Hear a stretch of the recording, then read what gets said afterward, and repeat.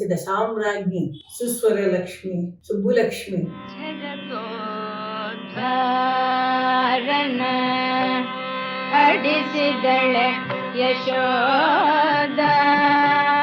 MS Subbulakshmi ಕಚೇರಿಗೆ ಪರ್ಯಾಯ ಪದವೇ ಚಾಮರಾಜಪೇಟೆ ಶ್ರೀರಾಮ್ ಸಿಂಹ ಮಂಡಳಿ.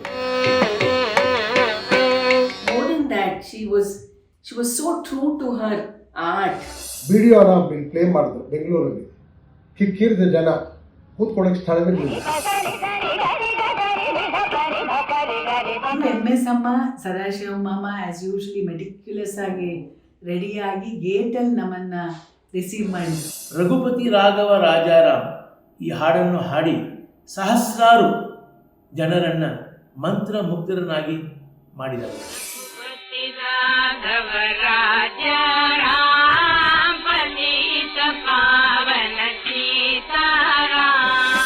ನಮ್ಮ ಕರ್ನಾಟಕ ಸಂಗೀತ, ಭಾರತೀಯ ಸಂಗೀತ, ವಿಶ್ವ ಸಂಗೀತದ ನೇರು ಕಲಾವಿದೆ, ಸಂಗೀತ ಪ್ರಪಂಚದ ಸಾಮ್ರಾಜ್ಞಿ ಅಂತ ಹೇಳುವಂಥ ಸುಸ್ವರ ಲಕ್ಷ್ಮಿ ಸುಬ್ಬುಲಕ್ಷ್ಮಿ ಇವರ ಬಗ್ಗೆ ಮಾತಾಡೋದು ತುಂಬ ಸಂತೋಷ, ಆದರೂ ತುಂಬ ಕಷ್ಟ.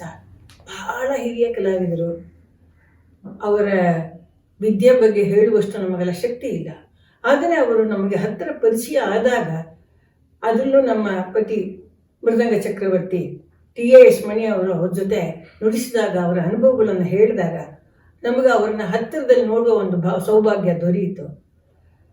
ಎಂಥ ಸಹೃದಯತೆ, ಶಿಸ್ತು, ಸಂಯಮ, ಪ್ರತಿಯೊಂದರಲ್ಲೂ ಅಚ್ಚುಕಟ್ಟು, ಇದೆಲ್ಲ ಒಬ್ಬ ಕಲಾವಿದನಿಗೆ ಬೇಕಾಗಿರೋದು.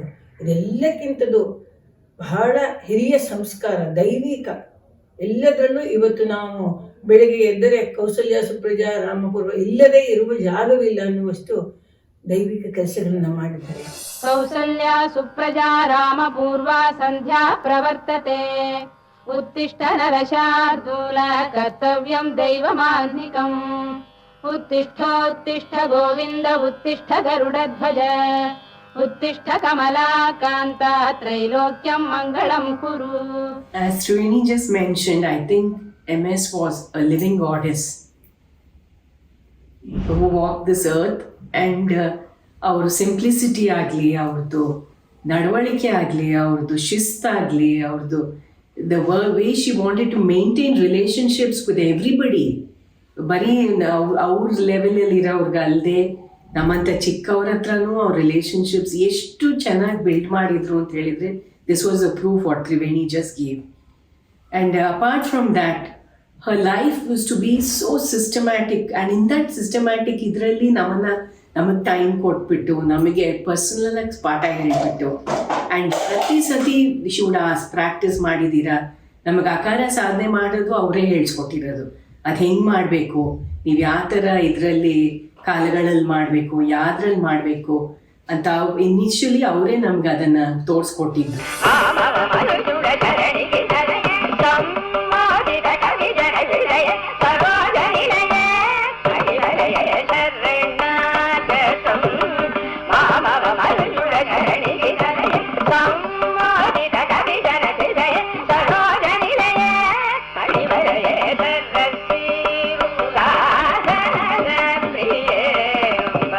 ಭಾರತ ರತ್ನ MS ಸುಬ್ಬುಲಕ್ಷ್ಮಿಯವರು ಈ ದೇಶ ಕಂಡ ಅತ್ಯುತ್ತಮ ಕಲಾವಿದರಲ್ಲಿ ಒಬ್ಬರು. MS ಸುಬ್ಬುಲಕ್ಷ್ಮಿ ಕಚೇರಿಗೆ ಪರ್ಯಾಯ ಪದವೇ ಚಾಮರಾಜಪೇಟೆ ಶ್ರೀರಾಮ್ ಸಿಂಹ ಮಂಡಳಿ. ಕೋಟೆ ರಾಮೋತ್ಸವದಲ್ಲಿ MS ಸುಬ್ಬುಲಕ್ಷ್ಮಿಯವರ ಕಚೇರಿಯ ವೈಭೋಗ ಒಂದು ಅವಿಸ್ಮರಣೀಯ. MS ಸುಬ್ಬುಲಕ್ಷ್ಮಿಯವರ ಕಚೇರಿಗೆ ಸಂಜೆ 4 ಗಂಟೆಗೆ ಸಹಸ್ರಾರು ಜನ ಕೋಟೆ ರಾಮೋತ್ಸವದ ದ್ವಾರದಲ್ಲಿ ಬಂದು ಕಾಯ್ತಾ ಇರೋರು. ಇದೆಲ್ಲ ನಾವು ನೆನೆಸ್ಕೊಂಡ್ರೆ ನಮ್ಮ ಮೈ ಜುಮ್ಮನ್ನತ್ತೆ. ಅವರ ಕಚೇರಿಯ ಮೆರುಗು ಮತ್ತು ಡಿವಿನಿಟಿ ಮರುಸೃಷ್ಟಿಸಲು ಅಸಾಧ್ಯ. ಅವರ ಕಚೇರಿ ಅಂದರೆ ಬೆಂಗಳೂರಿನ ನಾಗರಿಕರಿಗೆ ಒಂದು ಹಬ್ಬದ ವಾತಾವರಣ ಸೃಷ್ಟಿಯಾಗಿರುತ್ತೆ.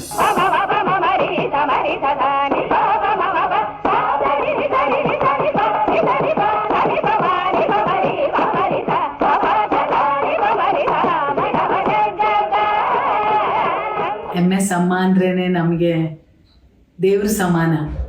ನಿಜವಾಗ್ಲೂ ಎಲ್ಲ ರೀತಿಯಲ್ಲೂ ಒಂದು ಸಂಗೀತದಲ್ಲಿ ಪರಮ ಮೇಧಾವಿ, ಮೇರು ಪರ್ವತದಂತೆ ಇದ್ದವರು. ಎರಡನೇದು ಅವರು ಸರಳತೆ, ಸಿಂಪ್ಲಿಸಿಟಿ. ಸೊ ಇದೆರಡು ಕಂಬೈನ್ ಆಗಿರೋ, ನಮ್ಮ ತಾಯಿ ಯಾವಾಗಲೂ ಹೇಳ್ತಾರೆ, ಶಾಪಗ್ರಸ್ತ ಗಂಧರ್ವ ಅವರು MS, ಏನೋ ಹೆಂಗೋ ಅಪ್ಪಿ ಭೂಮಿ ಮೇಲೆ ಹುಟ್ಟಿದ್ದಾರೆ ಅಂತ. ನಿಜವಾಗ್ಲೂ ಅದು ನಮಗೆ ತುಂಬ ಸತಿ ಅದು ನಮಗೆ ಅನುಭವ ಆಗಿದೆ. ಅವ್ರ ಜೊತೆಗೆ ಇದ್ದು ಅಭ್ಯಾಸ ಮಾಡುವಾಗಲಿ ಮಾತಾಡುವಾಗಲಿ. ಒಂದು ಇನ್ಸ್ಟೆನ್ಸ್ ಯಾವಾಗ ಅಂದರೆ 1994 ನಾವು ಅವ್ರ ಮನೆಗೆ ಪ್ರತಿ ವರ್ಷ ಡಿಸೆಂಬರ್ ಸೀಸನ್ಗೆ ಹೋದಾಗಲೂ ಏನಾದರೂ ಕಲಿತಾ ಇದ್ವಿ, ಅವ್ರನ್ನ ರಿಕ್ವೆಸ್ಟ್ ಮಾಡ್ಕೊಳ್ತಾ ಇದ್ವಿ, ಏನಾದರೂ ಒಂದು ಪಾಠ ಮಾಡಿ ನಮಗೆ ಅಂತ. ಆ ಥರ ತುಂಬ ರೀತಿಗಳು ಹೇಳ್ಕೊಟ್ಟಿದ್ದಾರೆ ನಮಗೆ. ಆಮೇಲೆ ಅದನ್ನು ಹೇಗೆ ಕಲಿಬೇಕು ಅಂತಲೂ ಹೇಳ್ಕೊಟ್ಟಿದ್ದಾರೆ. ಸೊ ಒಂದು ಸಚ್ ಇನ್ಸ್ಟೆನ್ಸಲ್ಲಿ ನಮ್ಮ ಹತ್ರ 1994 ನೀವು ಡಿಸೆಂಬರ್ ಸೀಸನ್ ಮ್ಯೂಸಿಕ್ ಕಚೇರಿಗಳು ಮಾಡೋಕ್ಕೆ ಬರ್ತಿರಲ್ಲ, ಆವಾಗ ನಮ್ಮ ಮನೇಲಿ ಬಂದು ನೀವು ಒಂದು ಕಚೇರಿ ಮಾಡಬೇಕು ಅಂದರು. ಅದೇ ನಮಗೆ ಒಂಥರ ದಿಗ್ಭ್ರಮೆ ಆಗಂತ ಇದು. ನಮ್ಮ ಮನೆಯಲ್ಲಿ, ಅವ್ರ ಮನೆಯಲ್ಲಿ ನಾವು ಕಚೇರಿ 1994 ನಾವು ಇನ್ನೂ ಅಪ್ಕಮಿಂಗ್ ಯಂಗ್ಸ್ಟರ್ಸ್. ಸೊ ಏನು ಅಂದರೆ, ನೀವು ದಾಸ ಸಾಹಿತ್ಯದ್ದೇ 1.5 ಗಂಟೆ ಕಚೇರಿ ಮಾಡಬೇಕು ನಮ್ಮ ಮನೆಯಲ್ಲಿ. ನೀವು ಯಾವ ದಿನ ಒಂದು 2-3 ಡೇಟ್ಸ್ ಕೊಡಿ, ನಿಮಗೆ ಯಾವತ್ತು ಫ್ರೀ ಆಗುತ್ತೋ ನಮ್ಮ ಮನೇಲಿ ಅವತ್ತು ಬಂದು ಹಾಡಿ ಅಂತ MS ಅಮ್ಮ ರಿಕ್ವೆಸ್ಟ್ ಮಾಡ್ಕೊಂಡಿದ್ರು. ಸೊ ನಾವು ಹಾಗೆ ಅವರು ಆಜ್ಞೆ ಕೊಟ್ಟಂತೆ ನಾವು ಎಲ್ಲ ಚೆಕ್ ಮಾಡಿ ಒಂದು 2-3 ಡೇಟ್ಸ್ ಕೊಟ್ವಿ ಡಿಸೆಂಬರ್ 1994. ಸೊ ಅದರಲ್ಲಿ ಒಂದಿನ ಫೈನಲೈಸ್ ಮಾಡಿ ಅವ್ರ ಮನೇಲಿ ಕಚೇರಿ ಏರ್ಪಾಡು ಮಾಡಿದ್ರು. ಡಾಕ್ಟರ್ MS ಸುಬ್ಬಲಕ್ಷ್ಮಿ ಅವರ ಅಮೋಘ ಕಚೇರಿಗಳನ್ನು ಕೇಳುತ್ತಾ ಬೆಳೆದವನು ನಾನು. ಸುಮಾರು 50 ವರ್ಷ ಅವರ ಸಂಗೀತವನ್ನು ಕೇಳುವ ಸೌಭಾಗ್ಯ ನನಗೆ ದೊರಕಿತ್ತು. ಅವರ ಒಂದು ಶ್ರುತಿಲೀನತೆ, ಲಯಬದ್ಧತೆ, ಎಲ್ಲದಕ್ಕಿಂತ ಮೆಚ್ಕೋಬೇಕಾಗಿರೋದು ಸಾಹಿತ್ಯ ಶುದ್ಧತೆ. ಇದಷ್ಟನ್ನು ಕೇಳುಗರ ಮನಸ್ಸಿನಲ್ಲಿ ಅಗಾಧವಾದ ಪರಿಣಾಮನ ಉಂಟು ಮಾಡುತ್ತಿತ್ತು. ಪ್ರಪಂಚದಲ್ಲಿ ಪ್ರತಿನಿತ್ಯ ಎಲ್ಲಾದರೂ ಒಂದು ಮನೆಯಲ್ಲಿ ಅವರು ಹಾಡಿರುವ ವಿಷ್ಣು ಸಹಸ್ರನಾಮವಾಗಲಿ, ಭಜಗೋವಿಂದಂ ಸ್ತೋತ್ರ ಆಗಲಿ, ಆಮೇಲೆ ಬಾಲಾಜಿ ಪಂಚರತ್ನ ಅಮೋಘವಾದ ರಚನೆಗಳು, ಅವುಗಳೆಲ್ಲ ಬಹಳ ಸುಶ್ರಾವ್ಯವಾಗಿ ಹಾಡಿ ಅನೇಕರು ಸಂಗೀತ ಸುಮಾರಾಗ ಬಲ್ಲವರು ಕೂಡ ಅದನ್ನು ಮನನ ಮಾಡಿ ಹಾಡುತ್ತಾ ಬಹಳ ಸಂತೋಷ ಪಡುತ್ತಿದ್ದಾರೆ ಎಂದರೆ MS ಅವರ ಒಂದು ಕೈಂಕರ್ಯ ತುಂಬ ಅತ್ಯಮೂಲ್ಯವಾದದ್ದು ಅಂತಲೇ ನಾನು ಭಾವಿಸ್ತೇನೆ.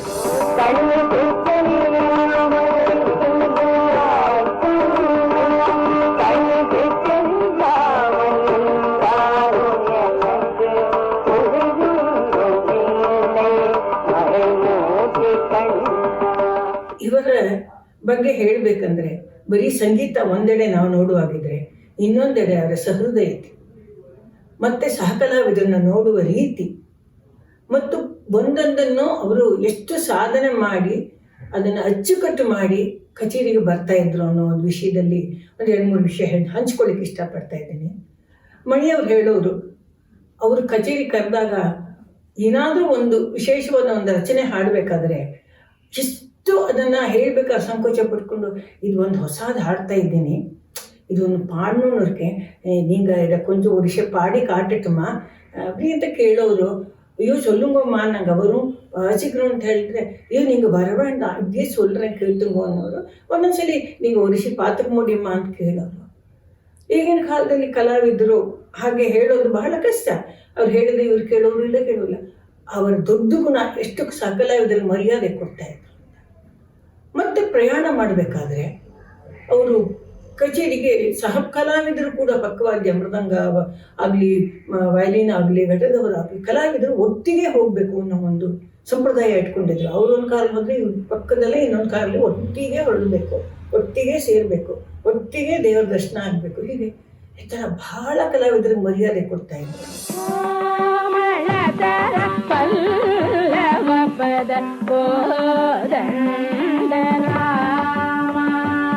ನಮ್ಮನೇನಾದರೂ ಒಂದಿನ ಸಾಯಂಕಾಲ ಬನ್ನಿ ನಮ್ಮ ಮನೆಗೆ ಅಂತ ಹೇಳಿದರೆ, ಫಸ್ಟ್ ಅವ್ರು ಪ್ರಾಕ್ಟೀಸ್ ಮುಗಿಸ್ಬಿಡ್ತಾಯಿದ್ರು. ಅವರೇ ಪರ್ಸ್ನಲ್ ಆಗಿ ಅವ್ರ ಮಗಳ ರಾಧಾ ಮಾಮಿ ಮನೆಗೆ ಹೋಗಿ ಅಲ್ಲಿ 2 hours ದಿನ ಪ್ರಾಕ್ಟೀಸ್ ಮಾಡ್ತಾಯಿದ್ರು till the age of in Har late 80s.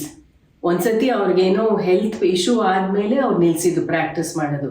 ಇಲ್ಲದ್ರೆ ಡೈಲಿ ಆ ಪ್ರಾಕ್ಟೀಸ್ ಅಂದರೆ ಅದೇನು ಪರ್ಫೆಕ್ಟ್ ಪ್ರಾಕ್ಟೀಸ್. ನಮ್ಮ ಸ್ಕೂಲಲ್ಲಿ ಪ್ರಿನ್ಸಿಪಲ್ ಹೇಳ್ತಾ ಇದ್ರು ನಮ್ಮ sister, perfect practice makes it perfect. She is the example of that. And every day ದಿನಾಗಲೂ ಒಂದಿನ ಬಿಡದೆ ಅವ್ರ ಪ್ರಾಕ್ಟೀಸಿಗೆ ಟೈಮ್ ಇಟ್ಬಿಟ್ಟು 2 hours ಪ್ರಾಕ್ಟೀಸ್ ಮಾಡಿ ಅವ್ರು ಬೇರೆ ಏನೇನಿದೆಯೋ ಅಪಾಯಿಂಟ್ಮೆಂಟ್ಸು, ಆಮೇಲೆ ಇದು ಡಾಕ್ಟರ್ ಅಪಾಯಿಂಟ್ಮೆಂಟ್ಸ್ ಆಗಿರಲಿ ಅಥವಾ ಯಾರನ್ನಾದರೂ ಮೀಟ್ ಮಾಡೋದಾಗಿರಲಿ, ಅದೆಲ್ಲ ಮಾಡಿ she would give us time.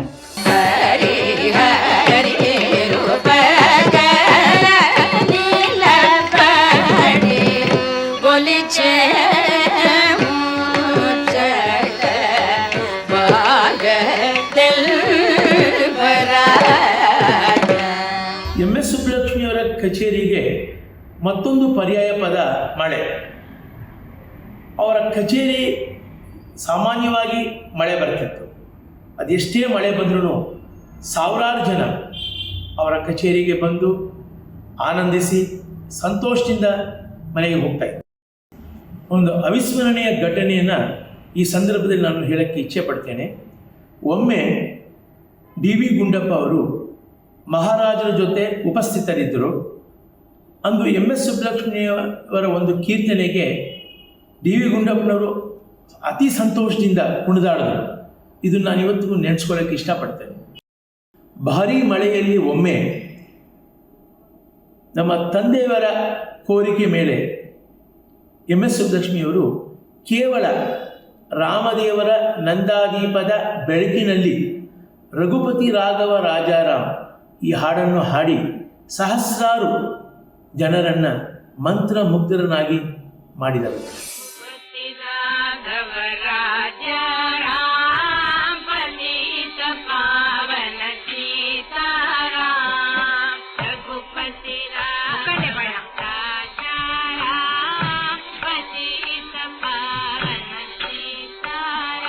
So ಇಬ್ಬರು MS ಅಮ್ಮ, ಸದಾಶಿವಮ್ಮ ಅಮ್ಮ ಆ್ಯಸ್ ಯೂಶ್ವಲಿ ಮೆಟಿಕ್ಯುಲಸ್ ಆಗಿ ರೆಡಿಯಾಗಿ ಗೇಟಲ್ಲಿ ನಮ್ಮನ್ನು ರಿಸೀವ್ ಮಾಡಿದರು. ಬನ್ನಿ ಒಳಗೆ, ತುಂಬ ಸಂತೋಷ, ನೀವು ಇವತ್ತು ಹಾಡ್ತಾ ಇರೋದು ಮಕ್ಕಳೇ, ಬನ್ನಿ ಒಳಗೆ ಬನ್ನಿ ಅಂತ ಕರ್ಕೊಂಡೋಗಿ ಒಂದು ಸ್ವಲ್ಪ ಲಘು ಟಿಫನ್ನು, ಮತ್ತು ಅವ್ರ ಮನೇಲಿ ಯಾವಾಗಲೂ ಸದಾ ಚುಕ್ ಕಾಫಿ ಕೊಡೋರು, ಒಂಥರ ಕಷಾಯ, ಶುಂಠಿ ಹಾಲು ನೀರು ಹಾಕ್ಬಿಟ್ಟು.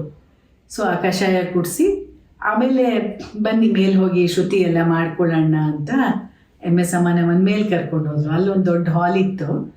ಅಲ್ಲಿ ಅವ್ರ ಮೊಮೆಂಟೋಸು, ಅವ್ರದ್ದು ಬಂದಿರೋ ಎಲ್ಲ ಬಿರುದು ಪತ್ರಗಳು ಎಲ್ಲ ನೀಟಾಗಿ ಅರೇಂಜ್ ಮಾಡಿದರು. ಕೆಳಗಡೆ ಫುಲ್ ಕಾರ್ಪೆಟ್ಟು, ಕೆಲವರಿಗೆ ಚೇರ್ಸು ಹಾಕಿದ್ರು, ಒಂದು ಚಿಕ್ಕ ಸ್ಟೇಜ್. ಸೊ ಅದನ್ನು ನೋಡುವಾಗಲೇ ನಮಗೆ it was very overwhelming for both of us. 1965 ಅವರು ಯುನೈಟೆಡ್ ನೇಷನ್ಸ್ ಅಲ್ಲಿ ಹಾಡಿದಾಗ ಅದರ ಒಂದು ವಿಡಿಯೋನ ಪ್ಲೇ ಮಾಡಿದ್ರು ಬೆಂಗಳೂರಲ್ಲಿ. ಕಿಕ್ಕಿರಿದ ಜನ, ಕೂತ್ಕೊಳ್ಳೋಕ್ಕೆ ಸ್ಥಳವಿರಲಿಲ್ಲ. ನನಗೆ ಆವಾಗ 15-16 ವರ್ಷ. ಆ 3 ಗಂಟೆಗಳ ಕಾಲ ನಿಂತು ಕೇಳಿ ಒಂದು ದೊಡ್ಡ ಒಂದು ಪ್ರಭಾವಕ್ಕೆ ಒಳಗೊಂಡೆ. ಹಾಗೆ ನಮ್ಮ ಗುರುಗಳು ವಲ್ಲಭಂ ಕಲ್ಯಾಣ ಸುಂದರಂ ಅಂತ ಹೇಳಿದೆ. ನಾನು ಅವರು ಹಾಡಿದ ರಾಮನನ್ನು ಬರುವರ ಹಾಗೂ ಸರೋಜಳ ನೇತ್ರಿ ಅದು ಕಲಿಬೇಕು ಅಂತ ತಕ್ಷಣ ನಮ್ಮ ವಲ್ಲಭಂ ಅವರು ಅದನ್ನು ನನಗೆ ಬರೆಕೊಟ್ಟು ಅದನ್ನು ಹೇಳಿಕೊಟ್ರು. ಈಗ ಇವತ್ತಿಗೂ ನಾನು ಹಾಡ್ತಾ ಇದ್ದೇನೆ. ಯಾಕೆ ಹೇಳಿದೆ ಅಂತ ಹೇಳಿದ್ರೆ, ಅಷ್ಟು ಅವರ ಸಂಗೀತದಲ್ಲಿ ಎಷ್ಟು ಅಚ್ಚುಕಟ್ಟುತನ ಇತ್ತು ಅಂತ ಹೇಳಿದ್ರೆ, ಒಂದು ನನಗೆ ತಿಳಿದ ಹಾಗೆ ಅವರು ಪಕ್ಕವಾದ್ಯದೊಂದಿಗೆ ಅದು ಪ್ರಾಕ್ಟೀಸ್ ಮಾಡ್ತಾ ಇದ್ದರಂತೆ. ಅದಕ್ಕೆ ಅಷ್ಟು ಅಚ್ಚುಕಟ್ಟುತನ ಇತ್ತು. ಈಗಿನ ಪೀಳಿಗೆಯವರು ಮಾಡಬೇಕಾಗಿದ್ದ ಕೆಲಸ ಅಷ್ಟೇ. ಪಕ್ಕವಾದ್ಯದ ಜೊತೆಗೆ ಹಾಡಿ ತಾಲೀಮು ಅದರ ಪ್ರಾಕ್ಟೀಸ್ ಮಾಡಿ ಕೀರ್ತನೆಗಳನ್ನು ಪ್ರಸ್ತುತಿ ಮಾಡಿದಾಗ ಅದು ಅತ್ಯಂತ ಪ್ರಭಾವಶಾಲಿಯಾದ ಒಂದು ಪರಿಣಾಮ ನಾವು ದೊರಕಿಸ್ಕೊಳ್ಬೋದು ಕೇಳೋರಿಗೆ. ಮತ್ತು ನನಗೆ ಎಷ್ಟು ಸೌಭಾಗ್ಯ ಅಂತ ಹೇಳಿದ್ರೆ, ಅವರು DVG ಅವರ ಪರಮ ಶಿಷ್ಯರು ಸದಾಶಿವಂ ಮತ್ತು ಸುಬ್ಬಲಕ್ಷ್ಮಿ. DVG ಅವರ ಪದತಾಳದಲ್ಲಿ ಕುಳಿತು ಅವ್ರಿಗೇನು ಬೇಕೋ ಅದು ಹಾಡಿ ಅವರಿಗೆ ಸಂತೋಷ ಪಡಿಸ್ತಾ ಇದ್ರು.